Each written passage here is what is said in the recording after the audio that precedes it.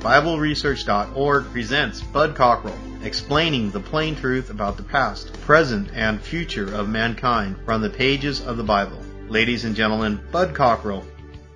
The meaning and the identity of the prophetic 10 toes of iron and clay, noted in the book of Daniel, and the 10 horns of the prophetic hour, noted in the book of Revelation, are very important to understanding the end-time events leading up to Jesus Christ's return to establish the kingdom of God on earth. However, over the centuries there has been little agreement among Bible scholars concerning the meaning and identity of the 10 toes and 10 horns of the prophetic hour. There seems to be as many opinions as to exactly what these are as there are people to ask about their meaning. But does it really matter if you know the meaning of the 10 toes and 10 horns? And does it really matter if you are able to recognize and identify them when they appear on the world scene? The answer is yes. That is, if you are living in the end times, because being able to recognize and identify these things can mean the difference between your life and your death.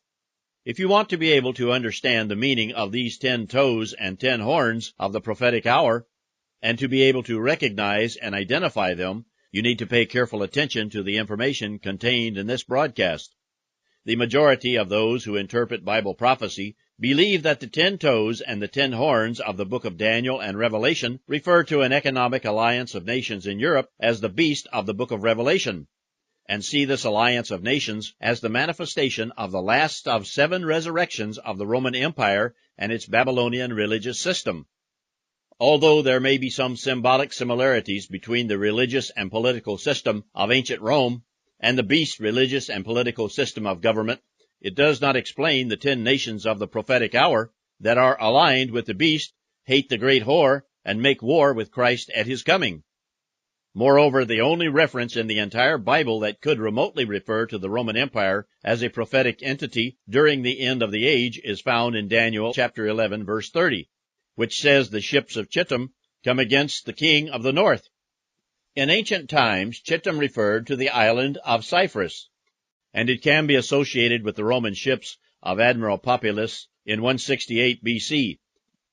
However, because there is no mention in the books of Daniel and Revelation about the Roman Empire, it seems highly unlikely that it plays a major role in the end of the age events. In Daniel chapter 2, beginning in verse 31, Daniel begins to reveal the meaning of Nebuchadnezzar's dream, which will eventually lead to the identity of the 10 horns of the prophetic hour and their importance to the end-time events. In verse 31, Daniel begins to describe Nebuchadnezzar's dream and the image that he saw. Behold, a certain great image. That image stood before you with a brilliant brightness, and its form was dreadful. The head of the image was of fine gold. Its breast and its arms were of silver, its belly and its thighs of bronze, its legs of iron. Its feet were partly of iron and partly of clay. In verses 34 and 35, we see that a stone smashes the feet of this great image. A stone was cut out without hands, which struck the image on its feet of iron and clay, and broke them to pieces. Then the iron, the clay, the bronze, the silver, and the gold were together broken into pieces, and they became like chaff on the summer threshing floors, and the wind carried them away, so that there was no trace found of them. And the stone that struck the image became a great mountain, and filled the whole earth. The 10 toes attached to the feet of the image seem to be symbolic of an alliance of 10 rulers and nations described in the 2nd chapter of Daniel that have never materialized in history, and neither has the stone's kingdom which will destroy the 10 toes. Therefore, there can be no doubt that these prophecies are for the period of time associated with Christ's return in the future, and that the stone that destroys the feet and toes is symbolic of Christ. Continuing in verse 40, the prophecy speaks of a 4th kingdom. And the 4th kingdom shall be strong as iron, inasmuch as iron crushes and smashes all things. And as the iron that shatters all these, it will crush and shatter. And as for the feet and the toes that you saw, these shall be partly of potter's clay, and partly of iron. The kingdom shall be divided, but there shall be in it the strength of iron, because you saw the iron mixed with potter's clay. And as the toes of the feet were partly of iron and partly of clay, so the kingdom shall be partly strong and partly fragile. And as you saw this iron mixed with the clay of clay, they shall be mixed with the seed of men. But they shall not adhere to one another, even as iron does not mix with clay. The fourth kingdom, with its legs of iron and feet of iron and clay, that will exist during the end of this age, will be as strong as iron, and seems to match the representation of the sea beast of Revelation chapter 13. However, the feet and toes of the image are both strong and weak, which is symbolic of a powerful alliance of nations that is divided in its aims and goals, and/or has a very fragile balance between its weak and strong components. Revelation 17, beginning in verse 12. And the 10 horns you saw are 10 kings, who have not yet received their kingdom, but will receive authority as kings 1 hour with the beast. These have one mind, and their power and authority they shall give to the beast. These will make war with the Lamb, and the Lamb will overcome them, because he is Lord of lords and King of kings, and the ones with him are the called and elect and faithful ones. There are 4 important things to note concerning these 10 rulers and their nations, who will align themselves with the sea beast of Revelation chapter 13. First, the 10 prophetic horns will not be allied with the sea beast's 10-nation alliance until the last few days before Christ's return. Second, the 10 horns will only be allowed to align themselves with the sea beast's alliance of nations for 1 prophetic hour, which is about 15 literal days.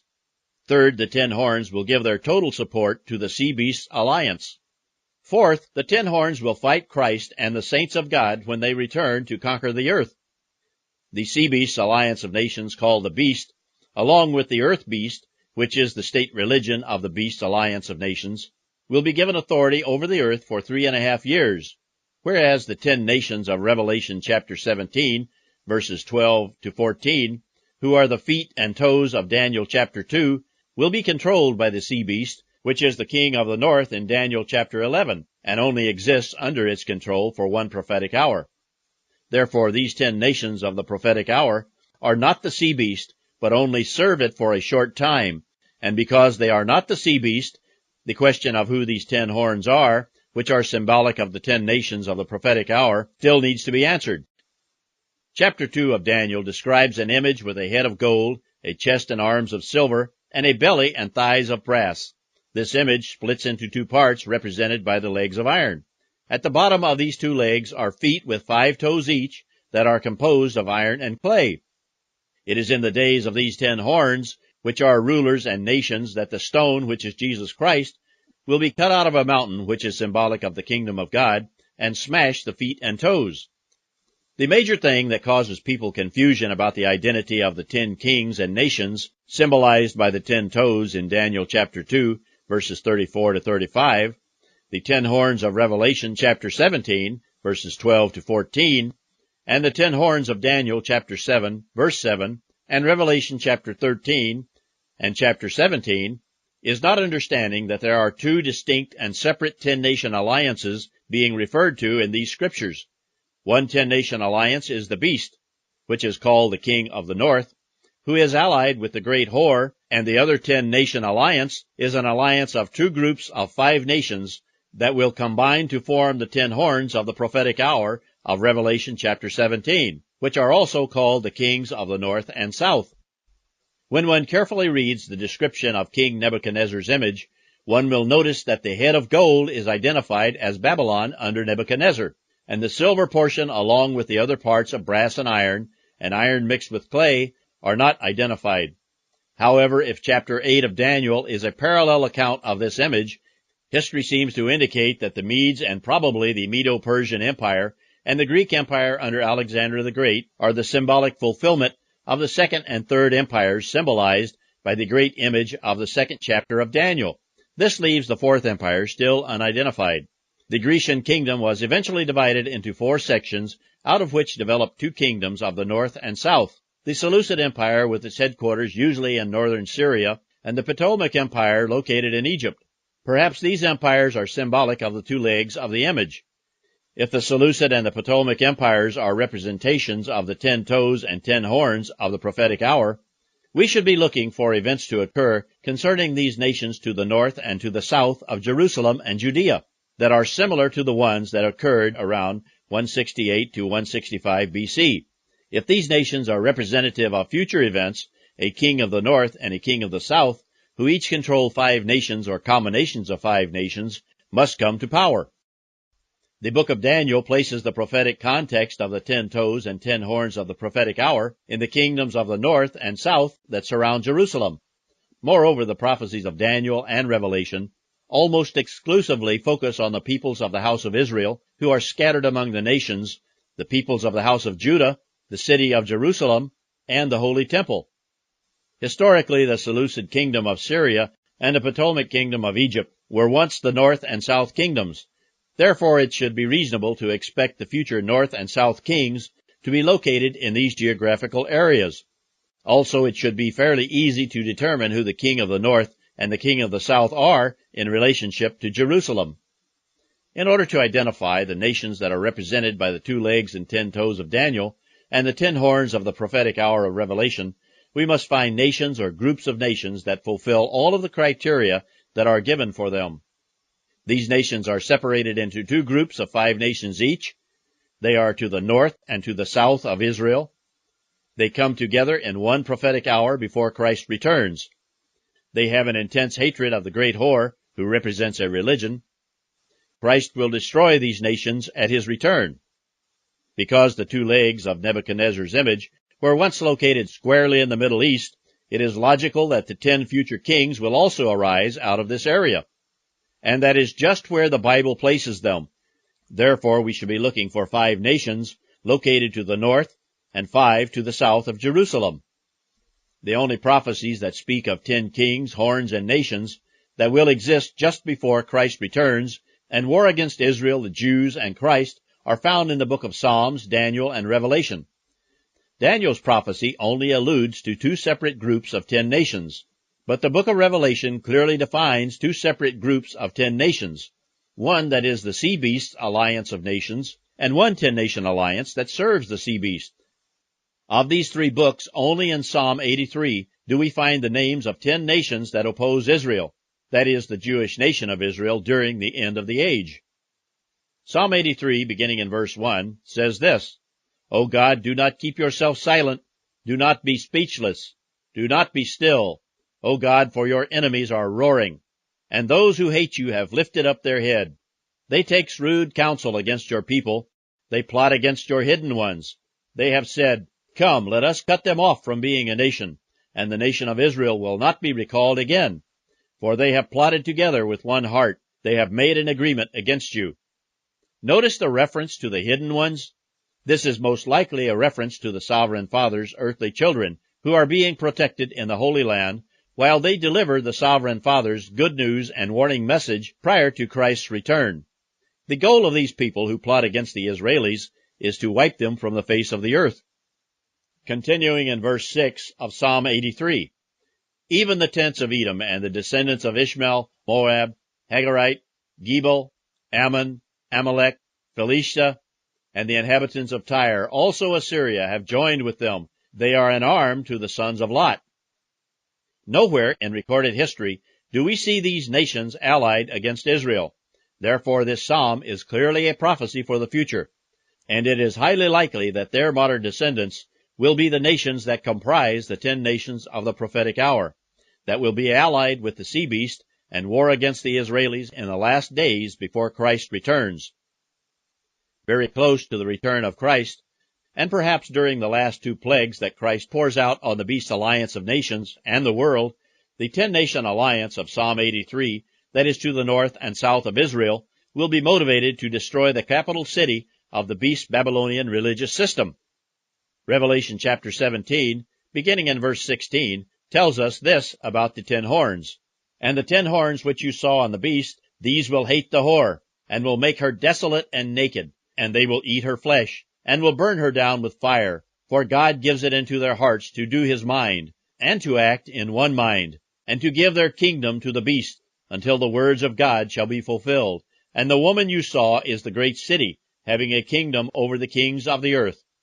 Although the scriptures do not say why these 10 nations hate the great whore, when one understands the religion of these 2 10-nation alliances, it is easy to see that what takes place here is one powerful religious system destroying another powerful religious system, with which it has major unreconcilable theological differences concerning who and what to worship. Who is the great whore?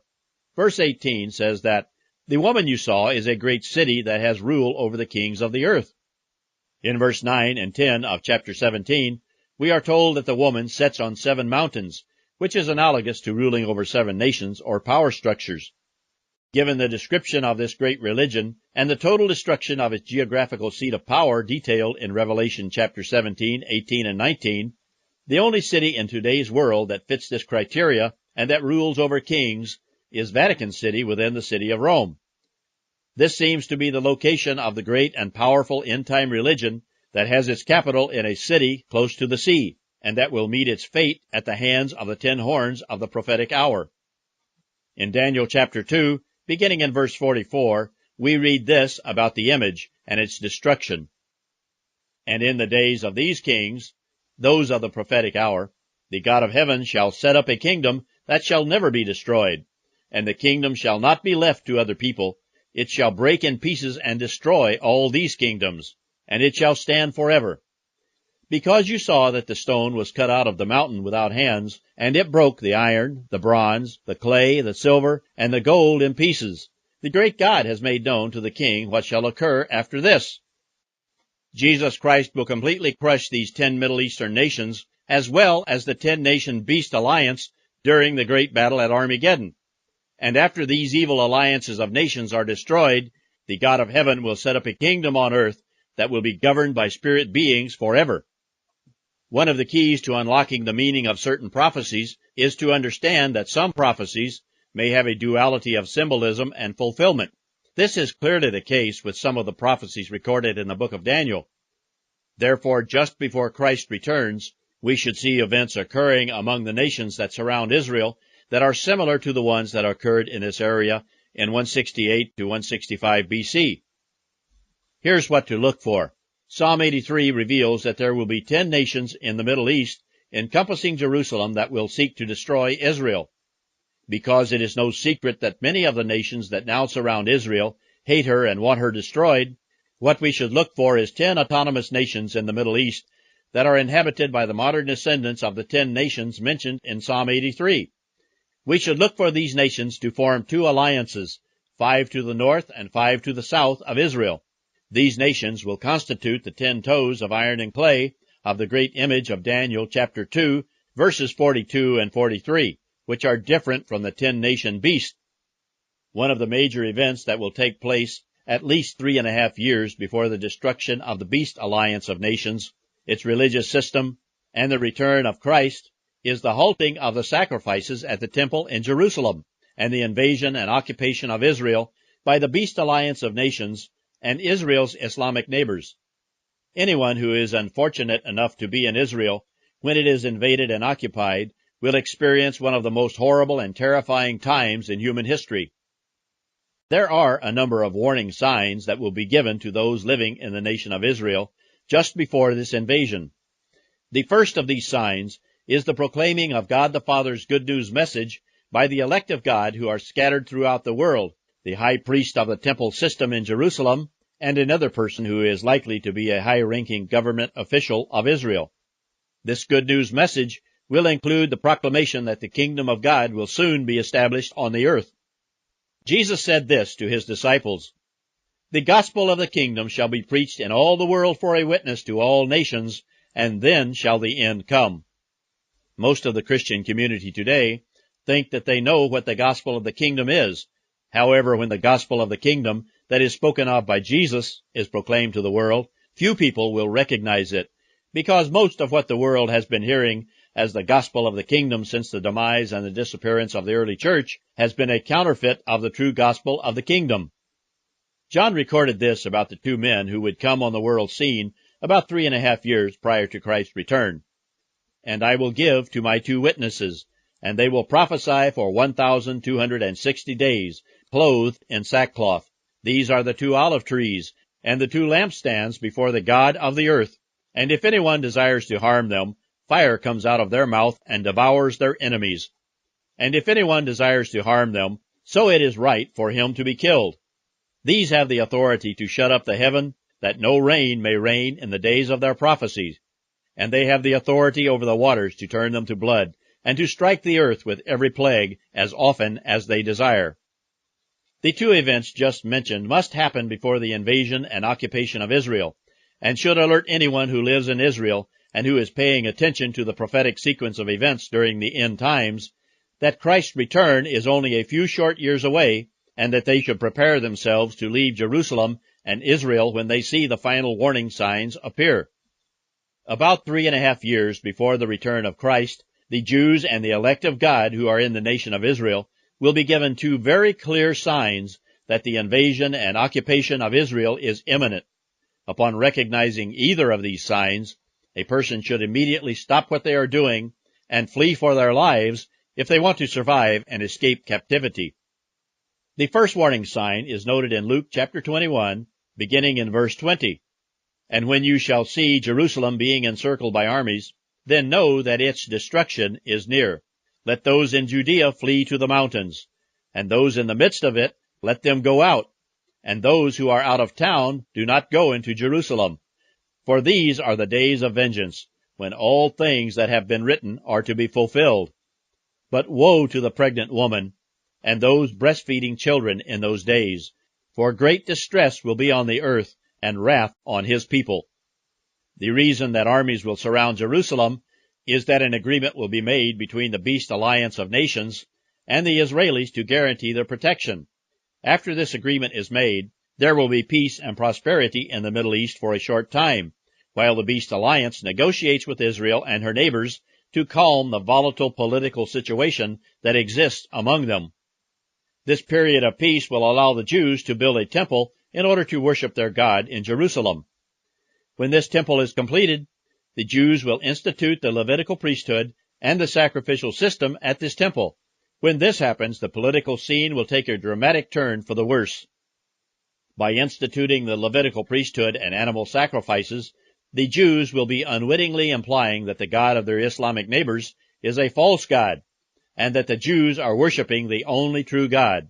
Therefore, Israel's neighbors will become very hostile toward her and will again openly seek to destroy her.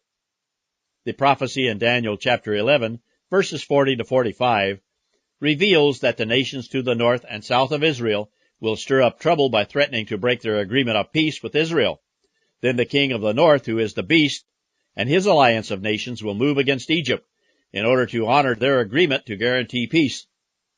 Egypt will be crushed along with several other Islamic nations in that geographical area. However, the prophecy specifically says that the ancient nations of Ammon and Moab, who are the Jordanians, are left alone by the Beast Alliance. A prophecy in Isaiah chapter 16 shows that these people are going to offer protection to the Jews that flee from Jerusalem and Israel. While the army of the Beast Alliance is busy crushing the Arabs in Egypt and in North Africa, the Islamic nations to the north and east will begin indicating that they are also about to break their peace agreement with Israel. When this happens, the Beast Alliance of Nations will send an army to Israel and Jerusalem under the pretense of protecting Israel from invasion. The Israelis will welcome the protection of their allies' powerful army, and they will feel secure from their neighbors' threat of invasion. However, the intentions of the Beast Alliance of Nations are more sinister. They intend to invade and destroy Israel and remove her as an obstacle to their plans of world domination. The second warning sign is given in Matthew chapter 24 and Mark chapter 13. Matthew 24, beginning in verse 15, says, When you therefore see the abomination of desolation, spoken of by Daniel the prophet, stand in the holy place, let the reader understand. Then let them which are in Judea flee to the mountains. Let him which is on the housetop not come down to take anything out of his house. Neither let him which is in the field return back to take his clothes. Mark chapter 13, beginning in verse 14, says this, But when you see the abomination of desolation, the one spoken of by Daniel the prophet, standing where it ought not, let the reader understand, then let those in Judea flee to the mountains, and he that is on the housetop not go down into his house and take anything out of it. And one in the field do not return to get anything, not even a piece of clothing. But woe to the pregnant woman and those with babies.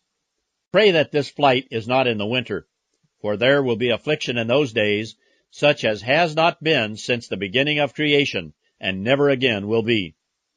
What is the abomination of desolation? Because of the events that took place during past desecrations of the Jerusalem temple, Many people are looking for the abomination of desolation to be something such as the sacrifice of an unclean animal on the holy altar, which was done by Antiochus Epiphanes, or the placing of the statue of the Olympian Zeus in the temple. It is important to understand that all of these past desecrations of the temple happened after Jerusalem was invaded and conquered. However, the prophecies concerning the future desecration of the temple clearly show that the abomination of desolation that will pollute the holy place will happen before an invasion and occupation of Jerusalem. Once the temple is dedicated, there is no way that the Levitical priesthood will allow anyone or anything to enter into it that is not specifically authorized by the book of the law. Anyone attempting to do this will bring about a major confrontation between themselves, the guards of the temple, the worshippers, and the priesthood. In his second letter to the Thessalonians, the Apostle Paul answers the question concerning what the future abomination of desolation will be. Do not let anyone deceive you in any way, because that day will not come unless there first comes an apostia, and the man of sin is revealed, who is the son of perdition. This is the one who opposes and exalts himself over everything being called God or object of worship, and he sits in the temple of God as God in order to show that he is God. The son of perdition is the beast and the leader of the alliance of nations called the beast, and he will desecrate the temple. He is the abomination that makes desolate. This powerful spirit being, masquerading as a human, will in his arrogance desecrate the temple of the true God in Jerusalem by entering into it and sitting there in defiance of the true God. He will do this in order to prove to the world that he is indeed a God, and that the true God is no God. This leader of the beast alliance of nations will be the guarantor of the peace between Israel and her neighbors. When he surrounds Jerusalem with his armies, he may agree to put his life on the line for this agreement by entering into the temple area as a sign of his commitment. Ultimately, this will lead to his desecration of the holy place by entering into it as foretold by Jesus Christ, Daniel, and the Apostle Paul. It is easy to understand why the Israelis will view the armies of their allies that surround Jerusalem as a protective force.